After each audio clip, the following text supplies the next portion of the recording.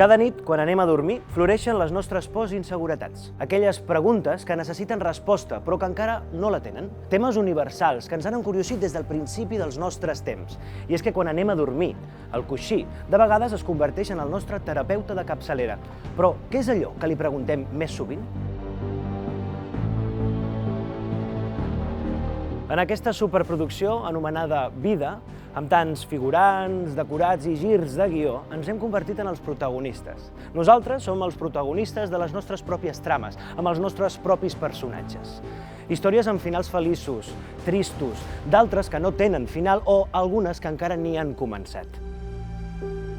Des de fa un temps, cada cop més ens apropem al col·lapse. Dues crisis econòmiques, una pandèmia mundial, les guerres a les portes d'Europa i al Pròxim Orient. Un context convuls que, sumat a la fredor de les noves tecnologies, ens està aïllant en bombolles individuals. Durant els pròxims minuts posarem la vida en pausa per reconnectar amb nosaltres mateixos, per parlar d'aquests temes que ens amoïnen des que estem en aquest món, l'èxit, el fracàs, l'amor, la llibertat, per tenir una conversa que ens ajudi a entendre com érem, que sigui el mirall de com som i que ens prepari per com serem. Comença Teràpia de Grup. Avui, Sant Boi de Llobregat.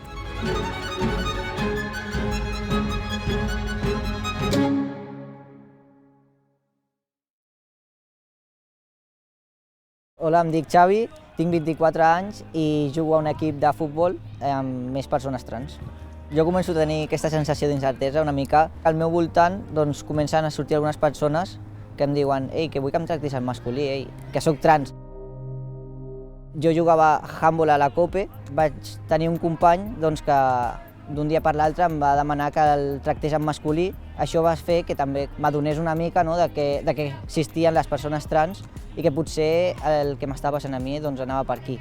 La por que tenia era el rebuig per part dels meus pares. La seva primera reacció va ser bastant de negació. O sigui, no volien que fos així perquè podien venir problemes després de rebuig per part de tot el meu voltant i crec que això els feia bastanta por també amb ells.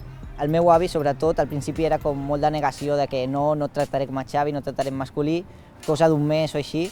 Anàvem pel carrer i es va trobar un amic, parlava de mi en masculí com el seu net. Llavors va ser com un pas que vaig dir, ostres, en quin canvi, no? Vaig decidir que els meus pares fossin ells els que em tornessin a posar el nom. Els volia fer partícips d'aquest procés, d'aquesta transició i que em posessin el nom era com un punt clau en què ells també podrien sentir-se com part d'aquesta transició. Ells decideixen anar al clínic i he de passar per un procés de psicòlegs, psiquiatres i preguntes una mica que no tenien res a veure. Quin color m'agrada, si de petit jugava amb nois o amb les noies, si jugava amb nines o amb cotxes. Llavors eren unes preguntes que estaven fora de tot bastant. Decideixo anar a Trànsit, que tracten la transsexualitat com una no patologia. Em fan un acompanyament, m'expliquen també i llavors jo començo a entendre una mica tot el que m'està passant. Començo a sortir un altre cop de l'armari, ara com a trans. El que més por em feia era explicar-ho a la meva classe. El que vaig fer va ser escriure una carta i demanar-li a un profe si podia llegir-la davant de tothom. En acabar es van aixecar, em van donar una abraçada i molts ànims i la veritat que em vaig sentir molt acompanyat. No sé si he sigut víctima de molts prejudicis o no. El que diguin, m'és bastant igual, no he fet gaire cas. El nostre equip és el Fènix Futbol Club. Fènix ressorgeix de les seves cendres. Som un equip que ens vam juntar uns quants nois trans per començar a entrenar i a jugar. El primer dia vam jugar, em sembla que en un camp que era sense llum ni res, era una pista del carrer. A poc hem anat treballant i hem anat buscant camps, ens hem buscat una mica la vida i avui dia ens trobem aquí, ens han acollit bastant, però l'equip encara és nostre, no som del club, només ens cedeixen aquest espai. Tenim partit en una lliga. Aquesta lliga no és de persones trans. Hem tingut alguns problemes a vegades. Un àrbit que feia comentaris ja només transfobs, sinó més bé masclistes, que aquest futbol no era per a noies, que el futbol era per nois.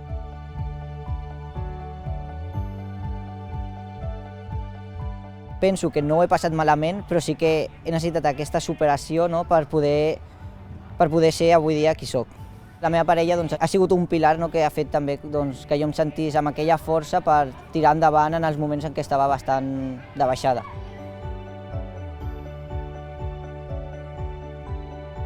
Tinc fe en que la societat segueixi avançant, no calgui visibilitzar tot el que estic visibilitzant jo com altres persones de la societat. 1, 2, 3, Fènix! Us pregunto si vosaltres us sentiu lliures o si no. Me siento completamente libre, libre para todo, aunque pueda sonar un poco raro, porque bueno, soy creyente y para la gente puede sonar un poco raro ser libre dentro de lo que creo, con decisión que he decidido creer en esto, por lo cual he decidido yo, en mi libertad, de creer en lo que creo y me siento una persona completamente libre para todo. Bueno, yo también he dicho antes, soy libre, ¿no? Como cuando te casas o vas a tener hijos, piensas en aquellos problemas, será mi hijo como yo, o mi hija será como yo, pero me siento totalmente libre y estoy contigo. Estoy totalmente contigo, como que soy padre, mi hijo también es LGTBI y él vivió una experiencia muy mala hasta que nos lo llegó a contar a nosotros, ¿sabes? Y hasta que él supo decirlo y desahogarse y me dice, ¿y no me vas a decir nada? ¿Tú eres feliz? Sí. Digo, la sociedad a tu madre y a tu padre nos ha aceptado, yo porque no te voy a aceptar a ti. ¿Tú eres feliz? Sí, no hay nada más que hablar. Jo soc lesbiana i al principi, doncs, com deies tu, això costava en aquella època dir-ho, no? I a més que podies podien posar a la presó per això. I en canvi, en aquests moments, doncs, m'és igual que digui la gent el que vulgui, però jo tinc aquesta llibertat de ser-ho, dir-ho, no és que ho vagi pregonant, però si ho pregunten o si tal, pues a mi no em fa res, ¿no? Yo a día de hoy me siento libre, pero sí que es cierto lo que decía Nuria, que al final me siento libre dentro de mi entorno y también dentro de los ámbitos donde yo me muevo, pero yo sé que si salgo de ahí no soy completamente libre. Yo te puedo decir una cosa, mi hijo ahora está casado y a veces yo le decía, bueno, me voy que la semana que viene se casa mi hijo. A mí no me daba repelo. Y con la novia digo, no, novia no, su marido. Y se quedaban como así, digo, ¿qué pasa? O sea, yo no me daba repelo. ¿Por qué tengo que esconder yo, como padre, que mi hijo se va a casar con su pareja? Pues ahí los tiene, son súper felices. En algun moment us heu sentit reprimits? O sigui, abans de començar la transició sí que vaig sentir-me que no podia ser jo i no sabia com fer-ho. Llavors estava com molt reprimit i no sabia com avançar.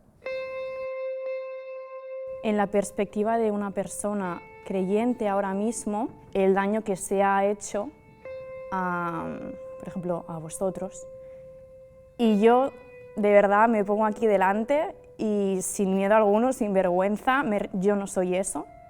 Y bueno, seguramente me emocione porque es algo que yo no comparto. Hoy en día a mí me es muy difícil mostrar también mi postura, mostrar esto sin explicar lo que estoy explicando ahora. Yo digo hoy en día que soy creyente y ya se me ha tachado de todo. Entonces en ese sentido yo sí que me puedo sentir reprimida. Hola, soy Raquel Soriano Muñoz, tengo 21 años y yo me identifico como creyente. Para mi superación es lo que Jesús tuvo que hacer en la cruz por mí. Que alguien haga esto por amor a mí, para mí es el mayor acto de amor y también de superación, porque bueno, al final nadie lo hace. Para mí lo más importante en mi vida es primeramente Dios. Si yo no estoy bien con esto, no estoy bien en nada. En plan, no estoy bien en mi relación con mi pareja, no estoy bien en mi relación conmigo misma. El amor, la familia, la salud, Dios es el que a mí me da todo esto. Se nos ha tachado de muchas cosas a los creyentes, a veces es muy difícil dar tu opinión sin que se te avalanchen en la cara. Que me da igual, sí, totalmente, me da igual. Pero a lo mejor por esta parte pues sí que a veces cuidado con lo que voy a decir, cuidado con lo que voy a hacer porque no voy a encajar, ¿sabes? Realmente yo siento que no encajo. Considero que soy una persona que gestiona muy bien sus emociones, lo que pasa es que las vive muy intensamente. Yo al final soy creyente y lo que creo es que yo voy a Dios y el Señor como, bueno, me calma, me da paz. Y suena raro, pero sí, a veces es como que tenía la necesidad de, como siempre ha parecido que tengo una vida perfecta, pues el mostrar que también soy débil, que también padezco, que también sufro, pues para que la gente se diera cuenta a lo mejor tenía que liar un poco algo. He sentido cosas sobrenaturales en mi vida y visto en otras personas que de verdad le dan más sentido a lo que creo. A ver, es un poco heavy, ¿vale? Así contarlo. Es un sueño que tuve sobre mi tía. Yo veía como una garra gigante en un dedo, le hacía así por toda la columna. Al mes a mi tía le diagnosticaron un cáncer, una metástasis por todo el cuerpo, que para mí era como jolín, a lo mejor sí que tuvo algo que ver. Yo he sentido la libertad de decidir que quiero creer en esto, así que si lo he decidido es porque me siento libre y porque me siento bien. Libre de decidir, lo llevo haciendo desde que tengo uso de razón, de decidir lo que creo, de decidir por qué lo creo, de decidir cada cosa que hago en mi vida. Nadie me ha condicionado a de aquí a un año quererme casar, nadie me ha condicionado a creer en Dios. Realmente sí yo tengo muy establecido lo que creo y lo que no creo y no estoy de acuerdo con el colectivo, igual que en muchos otros temas, como podría ser también el aborto. Es un tema que respeto 100%, nunca saldrá de la boca de una persona como amigos que tengo que pertenecer al colectivo que yo he faltado al respeto, porque no, de verdad mi base es el respeto, el amor, entonces no le encontraría el sentido a creer en lo que creo. Yo no dependo de la opinión de nadie, pero sí que es cierto que me gusta sentir que la opinión de mis seres queridos, que me digan, oye Raquel, pues esto lo estás haciendo bien, me ayuda a pensar, guala, lo estoy haciendo bien, ¿sabes? Creo que el futuro para mí es un reto, soy una persona súper organizada, estoy todo el rato pensando en lo que quiero hacer mañana, en lo que quiero hacer pasado y en lo que quiero hacer de aquí 3 años, entonces creo que realmente ese es mi talón de Aquiles. Me veo casada, me veo formando una familia, me veo siendo profesora, que es lo que siempre he querido, me veo sirviendo en la que siempre ha sido mi iglesia. Para mí la fe es mi forma de vivir, es mi descanso, es paz, es tranquilidad, es lo que me impulsa a ser mejor persona. Realmente yo cada día me lo cuestiono, me levanto diciendo, bueno, pues hoy voy a ser una mejor persona. Al cabo del día seguramente no lo consigo, pero bueno, para mí es una forma de vivir, una forma en la que siento que tiene sentido mi vida. No me imagino mi vida sin fe. Y no me la quiero ni imaginar. En plan, antes me muero.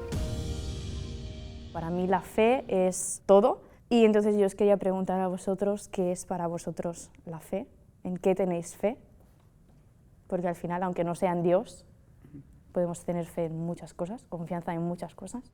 Hice una promesa de que si yo trabajaba, pues iba a llevar un ramo de flores a una virgen. Y cuando lo ponía en aquella figura, la virgen, mi cuerpo, todo esto me decía, Ángel, en este mismo instante mi vida va a cambiar. Efectivamente, tuve fe i me pegó un cambiazo radical. Jo tinc fe també en les persones, en l'amor, perquè per molt que sigui familiar o d'amistats o el que sigui, és el que m'ha fet tirar endavant, no un psicòleg, sinó la teva família o el company de classe que tens al costat. La meva fe és la confiança en els altres. És a dir, amb la gent que aprecio, m'aprecien i sé que entre nosaltres doncs ens ajudarem. I això no vol dir que igual sigui la família, sinó un grup de gent que tens al cantó, que t'ajuda a anar cap amunt, que quan estàs fotut doncs, també t'anima i saps que si li passa alguna cosa tu aniràs a ajudar-la com ella te vindrà a ajudar a tu. Y amb això tinc fe, ¿no? amb la gent. De verdad, yo personalmente la voy a liar y pido perdón de antemano y sé que la Iglesia ha hecho muchísimo daño, sé que sigue haciendo cosas que no, pero yo no soy eso. Y es algo que quiero que sepáis, yo no soy eso, sé que mi hermana tampoco es eso, sé que mi padre tampoco es eso y que mi madre tampoco es eso. Y bueno, pediros perdón, de verdad, o sea, porque de verdad lo siento y jolín, ¿sabes? En plan, no somos eso y al final globalizar, como tú decías antes, en cómo ya se ha liado, pues ya todo es eso y no todo es eso. Pero creo que pedir perdón no se ha de pedir, porque cada uno somos como somos y nos hemos hecho. Lo importante es que siguem, no sé, que tinguem respecte per l'altre.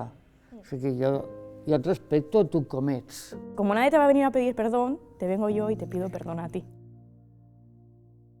Soc la Núria, tinc 65 anys, he estat mestra i soc mestra, però ara jubilada, i bueno, soc lesbiana. Vaig néixer a Barcelona. Com que veníem a veranejar aquí, doncs cada estiu veníem. Doncs tot això era camp, hi havia tots els nanos jugàvem aquí, érem una mica els fiambreres contra els que ja vivien aquí, o sigui, hi havia una mica de rivalitat, però no passava res, no? La meva vida doncs, ha sigut com una lluita constant contra les injustícies. Ens van enganxar amb la policia, el grup una mica nostre vam anar tots a parar a Villaletana, no? D'allà ens van posar a la presó, però mentre passava tot això es va morir el Franco i llavors ens van donar amnistia a tots i això va acabar així. La meva sexualitat, al principi, anàvem amb noies, anàvem amb nois. Als 30 anys, sí, als 30, vaig tenir el Joan, que és el meu fill. I llavors, doncs, bueno, la vida ja canvia una mica més perquè has d'estar més a casa, has d'agafar unes responsabilitats altra vegada, doncs una mica més fortes i clar, ja a l'escola, la criatura i tot, ja la cosa doncs és molt més sèria, no? Vivíem junts perquè hi havia el nen, però la nostra vivència conjunta no anava gaire bé. Llavors, després, quan ens vam separar, jo vaig començar a anar a la Illa, un local que només entren dones, només és de dones. Tenia que estar una mica amagat perquè les tipologies també de les dones eren diferents i no es podien veure, no? Jo tinc la meva germana que viu aquí al cantó i també estava vivint ella amb una noia.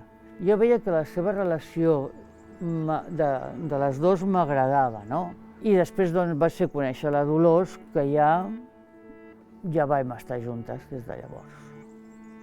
Jo crec que ha sigut la part més important de la meva vida, no? O sigui, lluitar. Vosaltres teniu lluites? Mi lucha hoy día es las barreras arquitectónicas, que la gente respete, porque hay muchas cosas que no se respetan, sobre todo los reservados para discapacitados de los coches, el ir a comprar, cuando te subes a un autobús, personas que van con muleta y están ahí sentados y te están viendo y no te ceden el asiento, eso es una lucha.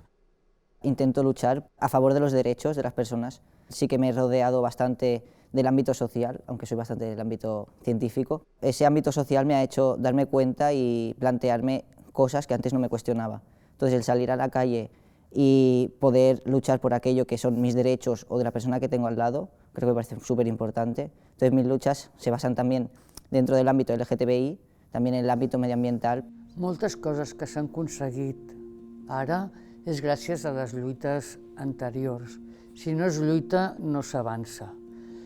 I el que jo crec és que, en general, no ho dic per vosaltres, és que la joventut no lluita per el que en aquests moments li passa, no? Cada vez nos estamos volviendo en seres más egoístas, más de lo que tú decías, mientras no me afecte a mí, ya no pasa nada, somos seres completamente egoístas y yo no sé si lo notáis más, pero desde la pandemia estamos más, bueno, yo siento que estamos como más encerrados en nosotros mismos. No hay tanto compañerismo como antes. Antes yo caliente ríase la gente, no hombre, si tú tienes trabajo y yo te puedo ayudar, pues ¿por qué no te voy a ayudar? ¿Me entiendes?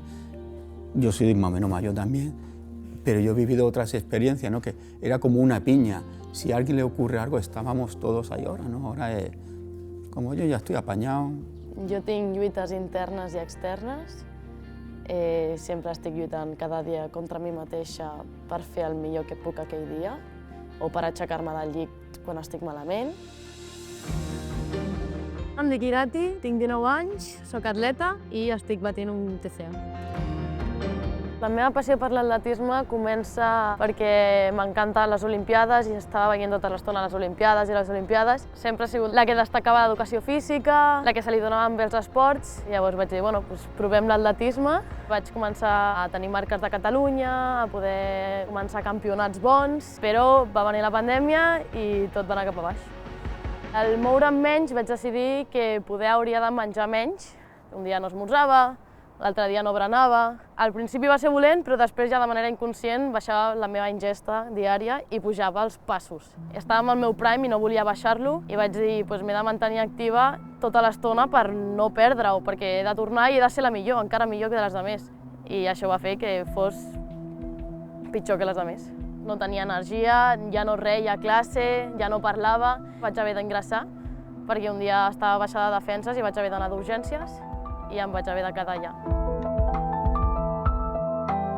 Vaig estar ingressada un mes durant 24 hores i després uns 3 mesos a hospital de dia 11 hores. Va ser quan els meus pares ja es van espantar i van dir que podem perdre la meva filla, millor que es quedi aquí. Mentre estava ingressada, les meves amigues m'enviaven cartes que em portaven els meus pares i jo les tenia totes penjades a l'habitació. Jo no els podia dir res, però elles sí que m'enviaven les cartes a mi. Un cop vaig sortir, em sentia sola, estava apagada i elles no anaven allà per ajudar-me com semblava que ho anaven a fer. El meu tutor, en Jordi Callado, sempre estava allà per mi, em contestava a qualsevol moment i es preocupava que els altres professors m'escrivissin. L'Anna Balaguer em va regalar una llibreta, cada dia escrivia una cosa dels meus pensaments que volia deixar anar i ha sigut com la meva psicòloga de la vida, encara que fos la meva profe de plàstica de l'institut. Sempre ha estat allà per mi preocupant-se de tot. Jo estava desitjant sortir de l'hospital per fer atletisme, perquè era la meva passió, perquè volia estar al meu prime un altre cop, però va ser tornar i tot va ser una derrota. Els meus temps eren horribles, jo em sentia malament i sentia que venia l'atletisme per ser una persona que no era ja. Jo volia els meus temps anteriors i jo havia de buscar temps nous. Vaig passar durant un moment de que m'agradés tant l'atletisme a que no m'agradés gens perquè només estava esforçant-me a una cosa que no podia i em feia sentir-me malament. Des que he sortit de l'hospital he tingut molts alts i baixos, alguns més baixos que d'alts. Al tornar al batxillerat vaig fer un grup d'amics que van venir a mi i ells em van fer sentir coses que no m'havien fet sentir un altre grup d'amics. Una de les meves preocupacions és estar malament, que la gent em vegi malament. Quan estic amb la meva parella, a vegades li dic que hi ha dies més difícils que d'altres i ho negociem. Si li dic no em ve de gust aquest plat, em diu bueno, doncs provem aquest plat amb una altra cosa. Així fiquem el repte, però així no és tan dur. I és el que m'ha anat ajudant a arribar fins aquí.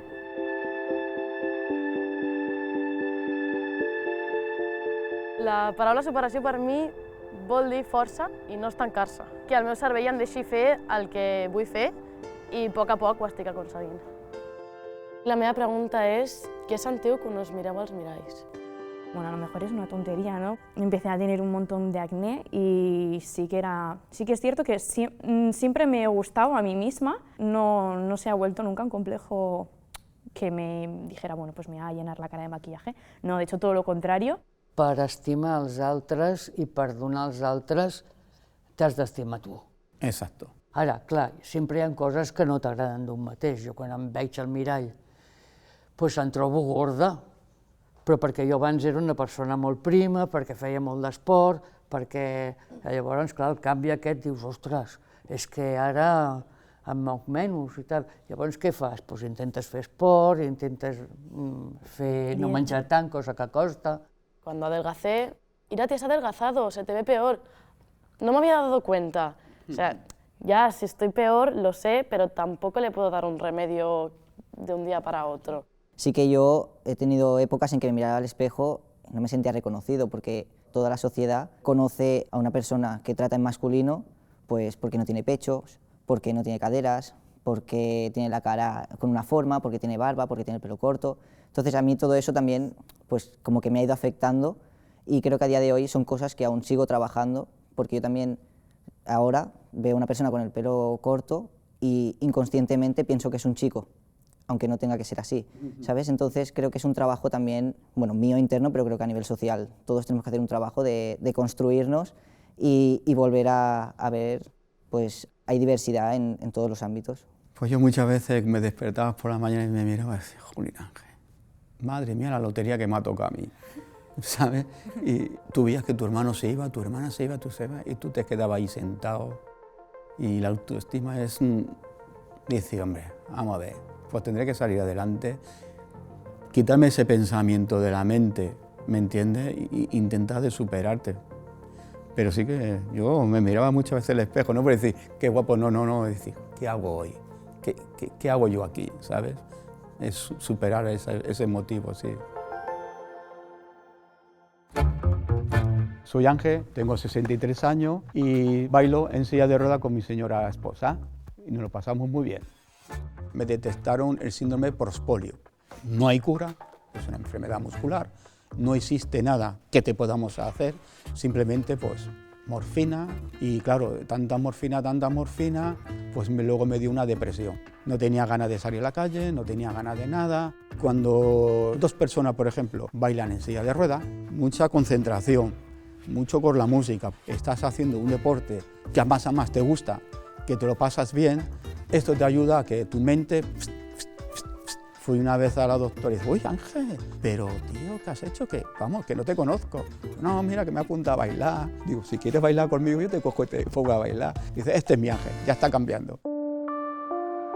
Mi infancia era muy complicado, no es como lo de hoy. No podías salir a la calle, no podías andar. Cuando yo iba al colegio, los compañeros jugaban en el patio, tú te quedabas allí, o se iban al cine, tú no podías ir, o se iban a la playa, o me hundo o me echo para adelante. Mi carácter es ser siempre positivo y lanzarme a la vida.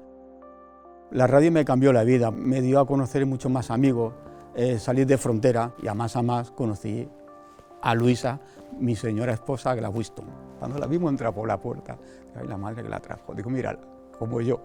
Digo, tía, pero si tú eres como yo y tal, mira, hasta la misma pierna y todo. Digo, bueno, pues nada, aquí estoy. Casado, 2 hijos, 3 nietos y feliz. Yo lo de la danza es que lo llevo desde muy joven, ¿no? Porque a mí siempre me ha gustado bailar. De hecho, yo iba a discoteca y bailaba con muletas. A mí me importaba tres narices que me viera la gente. Vi un día en TV3 que hicieron un reportaje de baile en silla de ruedas. Y le digo a la Luisa, joder Luisa, a mí esto me gusta mucho, yo quisiera hacerlo y tal. Oh, no, yo no, ya te dije que esto ya se ha terminado, yo no hago nada. 3 veces campeón de España, tercero en el campeonato del mundo, trofeos por todas partes de España, Málaga, Sevilla, Madrid.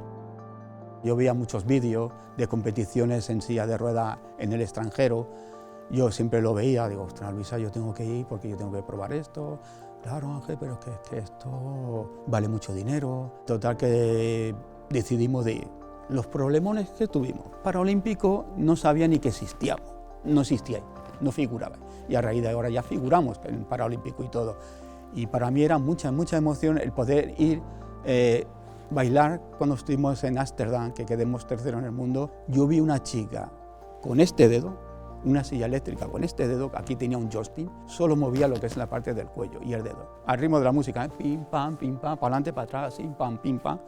Yo vi a aquella chavala bailando y sale, viaja y viene y va.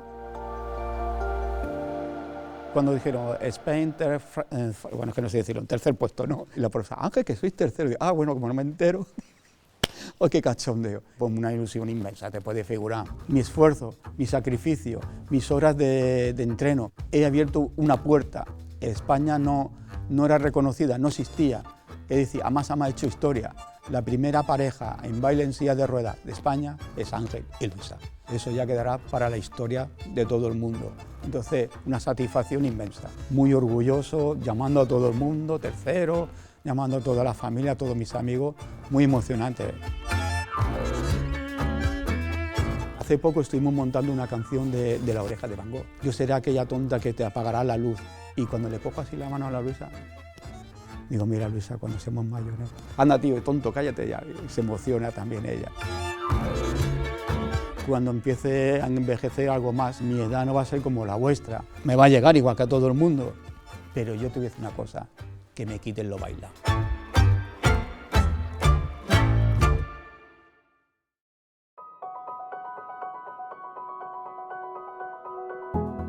A vosaltres us ha servit alguna cosa estar aquí o no? Nadie acababa a palos aquí, vamos, estamos aquí. Al contrario, o sea, vemos claramente que nos hemos de aceptar. Y que nos hemos aceptado, vull dir que esto és vital. Avui hem conegut a l'Àngel, la Núria, la Raquel, la Irati i el Xavi, 5 samboianes amb històries i perspectives ben diferents. Ja ho veieu, en el dia a dia caminem i ens creuem amb centenars, amb milers de persones que tenen alguna cosa a dir, alguna història a explicar.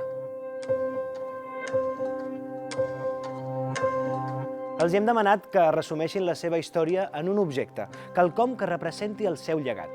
Tot plegat ho guardarem en una càpsula del temps per veure si d'aquí uns anys continuem sent les mateixes persones que som ara. El que jo vull deixar en aquesta càpsula del temps és una xapa de UEPK i és on vaig estar treballant. El meu objecte serien aquestes bambes d'aquí, que em van acompanyar durant tot el confinament i seria la manera de superar a la Irati del passat per una nova Irati. Dejo estas 4 medallas del Campeonato del Mundo en Ámsterdam, que quedemos en tercera posición. Fue todo un orgullo y un placer en haber participado en baile deportivo en silla de ruedas. El objeto que yo traigo es la Biblia y es muy importante para mí porque me ha enseñado todos los valores que a día de hoy tengo. Jo poso les meves lluites com les feministes.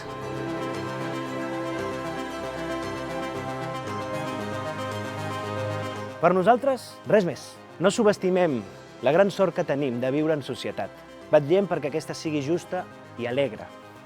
Escoltem-nos, practiquem l'empatia, perquè aquí tothom, qui més o qui menys, necessita una teràpia de grup. Fins una altra.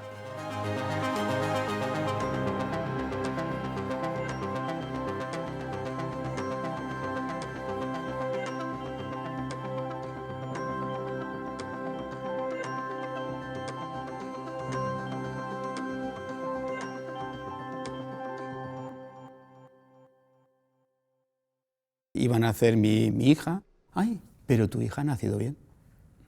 Y yo le contesté, pues sí señora. El padre es cojo, la madre es coja y la niña es cojonuda.